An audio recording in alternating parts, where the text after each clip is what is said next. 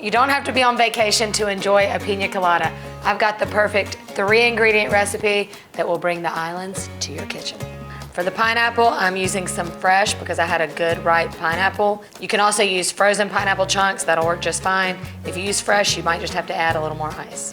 Ingredient number 2 for the coconut, I am using a sweetened condensed coconut milk. Y'all, this right here tastes like a pina colada all on its own. This is so good.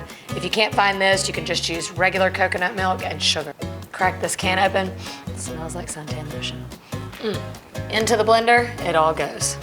About 2 cups of pineapple, 1 7-ounce can of the good stuff.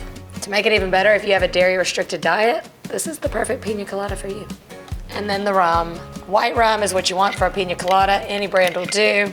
Since I'm using fresh pineapple, I'm gonna add ice. If you use frozen pineapple, you don't even need ice.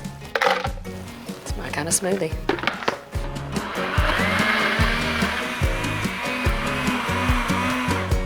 This is the simplest, most delicious pina colada recipe you're ever gonna make. You'll love it this summer, and you're only 3 ingredients away from a good vacay. Cheers. I've got the perfect 3-ingredient recipe that will bring the islands to your kitchen. I don't know.